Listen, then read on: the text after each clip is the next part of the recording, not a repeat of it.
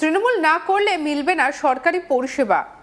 রাজ্যে বিগত তৃণমূল সরকারের আমলে ঘাসফুল শিবিরের অনেক নেতানেত্রী এমন হুমকি দিতেন বলে অভিযোগ উঠত। তবে বর্তমানে রাজ্যে ক্ষমতায় বিজেপি, আর তৃণমূলের আমলে চলা কোনো হুমকি সংস্কৃতি বাংলায় চলবে না বলে দায়িত্বে এসে সাফ জানিয়ে দিয়েছিলেন রাজ্যের নতুন সরকার।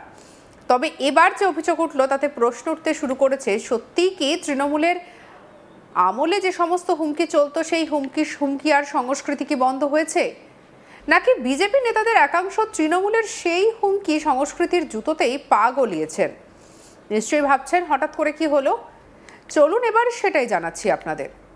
অভিযোগ, অন্নপূর্ণা যোজনা তথা অন্নপূর্ণা ভাণ্ডার নিয়ে আইএসএফ এবং সিপিএম করলে চিহ্নিত করে নাম কেটে দেওয়া হবে বলে কার্যত হুঁশিয়ারি দিলেন একজন বিজেপি নেতা।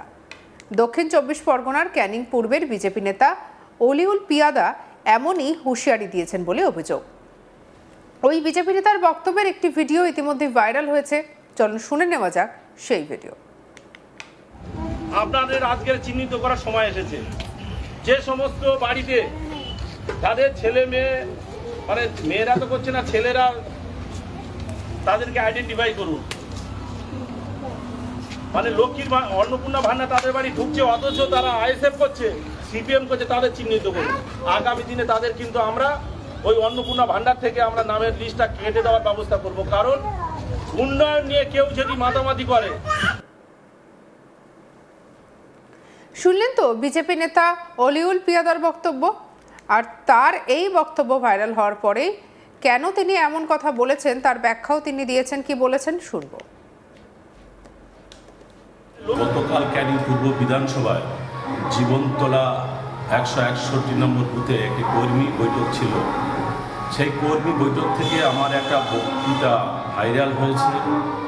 বিষয়টা ছিল, আমার কথোপকথন এটাই ছিল, যে সমস্ত মাতৃশক্তিদের আমি নিজে হাতে তাদের ভোটার কার্ড, আধার কার্ড সংশোধন করে এবং তাদের অন্নপূর্ণা ভাণ্ডার পাইয়ে দেওয়ার ব্যবস্থা করেছি, সেই সমস্ত মাতৃশক্তিরা তারা আইএসএফ এবং সিপিএমের নামে বিভিন্নভাবে প্রচার চালাচ্ছে এবং ভারতীয় জনতা পার্টি অর্থাৎ বিজেপিকে কুৎসা এবং সাম্প্রদায়িক এমনভাবে কথাবার্তা বলছে তাতে করে খুব দৃষ্টিকটু লাগছিল। যার জন্যে আমার এই কথাটা বলতে বাধ্য হয়েছিলাম যে আমি আমার নিজের শ্রম দিয়ে তাদের অন্নপূর্ণা ভাণ্ডার পাইয়ে দিলাম, তাদের কাগজপত্র ঠিক করে।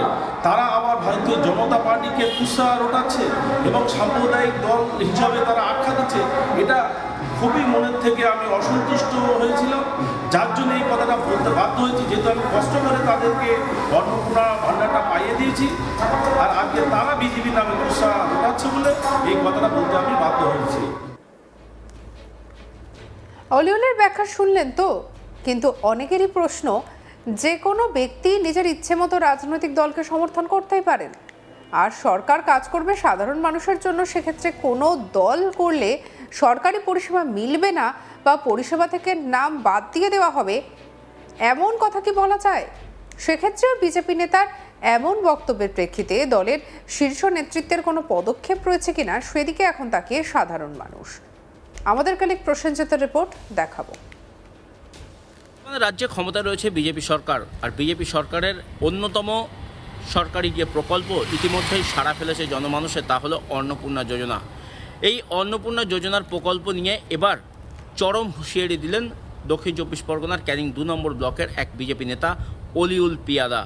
প্রকাশ্য কর্মী সভা থেকে তিনি হুঁশিয়ারি দিয়েছেন যে বিজেপির অন্নপূর্ণা যোজনার প্রকল্পের যে সুবিধা সেটা ভোগ করবেন, আর অন্য রাজনৈতিক দল করবেন তা হবে না। মূলত সিপিএম এবং আইএসএফ যারা করছেন ক্যানিং ২ নম্বর ব্লকে, তাদেরকেই হুঁশিয়ারি দিয়েছেন এই অলিউল পিয়াদা।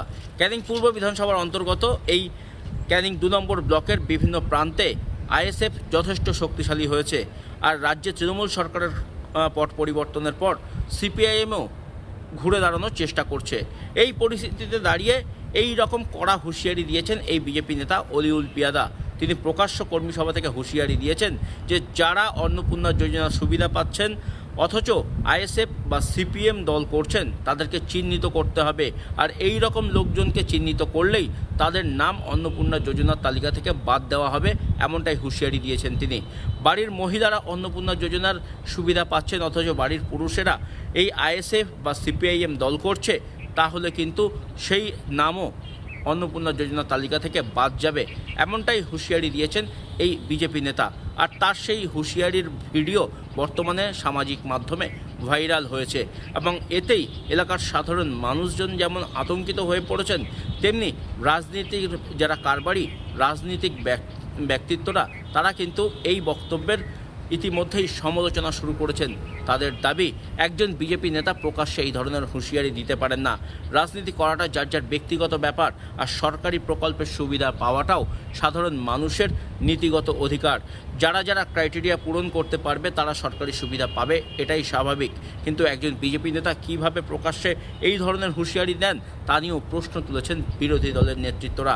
তাদের দাবি, সাধারণ মানুষকে হুমকি দিয়ে বোকা বানিয়ে কার্যত রাজনৈতিক ফয়দা তোলার চেষ্টা করছেন এই বিজেপি নেতা।